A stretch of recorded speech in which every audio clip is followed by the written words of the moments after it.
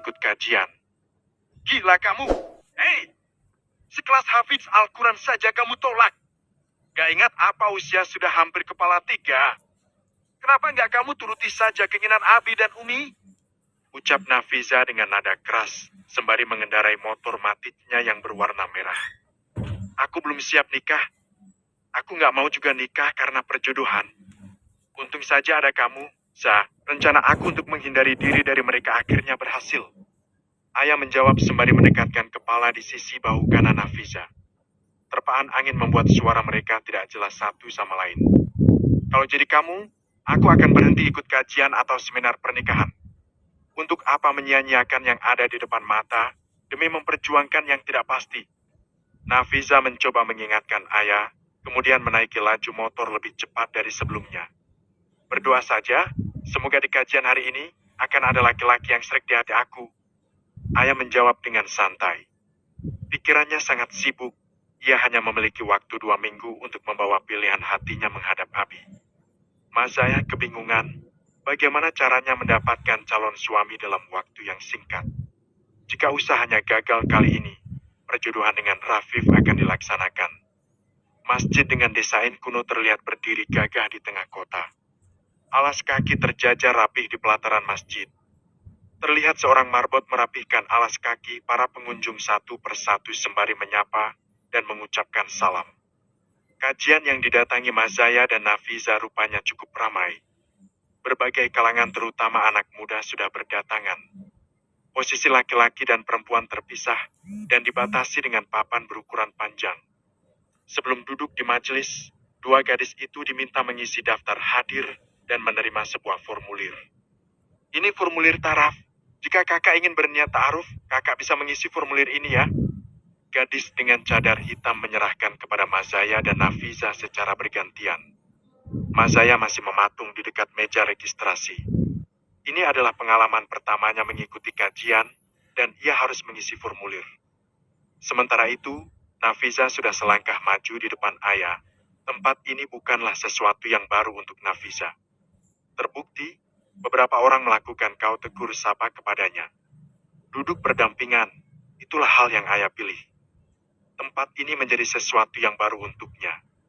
Selama ini ia terlalu sibuk berada di dalam pesantren dan TPQ untuk mengajari murid-muridnya membaca Al-Quran. Melakukan rutinitas seperti itu saja sudah membuatnya menjadi perempuan paling sibuk. Hei, ada Ikhwan yang liatin kamu terus loh, dari tadi. Lihat ke arah sana. Nafiza mengarahkan pandangan kepada laki-laki yang memakai baju koko lengan panjang berwarna hijau. Ayah masih sibuk menulis biodata pada formulir. Ia tidak terlalu menghiraukan ucapan sahabatnya. Ayah, cepat lihat laki-laki itu. Sumpah ganteng banget ya. Nafiza menggoyangkan pundak ayah lebih kencang dari sebelumnya. Membuat tulisan ayah yang semula rapi jadi berantakan. Apaan sih? Za, acara kajian, tapi masih bisa lirik-lirik cowok. Gerutu ayah kesal.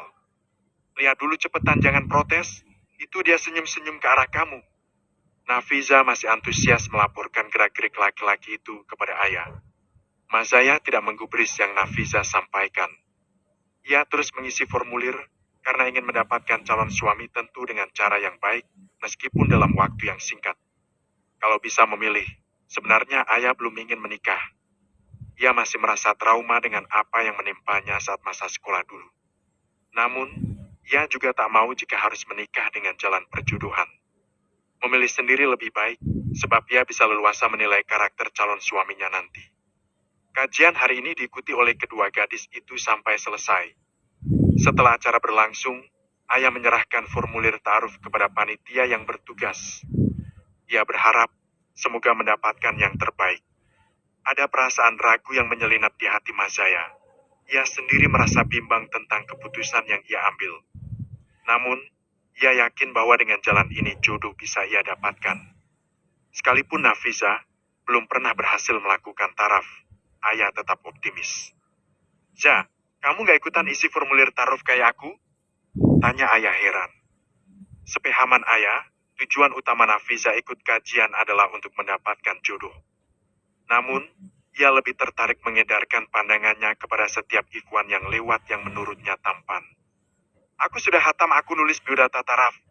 Puluhan mungkin sudah keserahkan, tapi belum ada satu orang Ikhwan pun yang mengajakku taraf. Nafiza menjawab sembari membuang napas perlahan. Setidaknya Nafiza masih semangat ikut kajian. Tidak seperti ayah yang mengikuti kajian hanya untuk pelarian. Berbulan-bulan kamu ikut kajian dan nulis biodata taraf, belum ada yang nyangkut? Demi apa, Zah? Mungkin kamu yang pemilih atau kriteriamu terlalu tinggi. Ucap Mazaya dengan penuh rasa tidak percaya. Mazaya merasa khawatir. Sahabatnya yang lebih dahulu ikut kajian saja belum mendapatkan jodoh. Mungkinkah ia akan bernasib sama? Wajah Ustadz Shidik dan Rafif terbayang lagi. Ia sungguh khawatir jika perjodohan itu benar-benar akan terjadi. Sementara itu, waktu yang Mazaya miliki hanya 2 minggu. Ia harus mencari cara agar ada laki-laki yang bersedia datang ke Abi dan melamarnya. Namanya mencari seseorang untuk teman hidup, kriterinya harus matang, dong. Aku nggak mau dapat suami yang asal-asalan atau menikah hanya untuk menggugurkan kewajiban. Menikah itu ibadah terlama dan seumur hidup, kita harus berdampingan dengan orang yang tepat dan tentunya pas di hati. Nafiza menjawab dengan tenang. Kadang-kadang ia bisa menjelma menjadi perempuan dewasa di kondisi tertentu. Zah, tapi aku takut. Jujur aku menulis kriteria di biodata taraf tadi nggak terlalu sesuai kriteria. Kamu tahu sendiri, aku melakukan semua ini untuk menghindar dari perjodohan yang akan dilakukan Abi dan Umi. Ucap ayah dengan suara gemetar. Terima perjodohan itu, pilihan Abi dan Umi adalah yang terbaik. Kamu nggak perlu repot untuk menulis biodata taraf. Apalagi profesimu sebagai guru ngaji sangat cocok dengan Rafif. Aku sama sekali nggak paham dengan jalan pikiranmu. Nafiza mencoba menceramahi sahabatnya. Ia belum juga mengerti alasan ayah menolak perjodohan itu. Enggak, Za. Prinsipku tetap sama. Aku akan cari sendiri calon suami dan kubawa ke hadapan Abi dan Umi. Tak masalah jika aku harus menurunkan kriteria yang aku tulisakan di biodata. Pada akhirnya kami akan berproses bersama untuk menjadi diri yang lebih baik lagi. Mazaya berusaha meyakinkan diri sendiri juga sahabat yang berada di sisinya. Kamu terlalu egois, belum tentu keinginanmu adalah yang terbaik. Terkadang sesuatu yang kita benci adalah hal terbaik dalam hidup, tetapi sering juga hal yang kita sukai rupanya menjerumuskan kita. Semakin dewasa, seharusnya kamu bisa paham dengan itu. Ucap Nafiza. Ia sangat peduli dengan Mazaya, sebab dirinya pernah melihat sendiri saat sahabatnya berada di posisi terburuk. Maaf, Za, kali ini aku tetap teguh dengan keputusanku. Sahut ayah dengan tekad yang kuat. Langit sore yang temaram, warna senja yang perlahan menguning.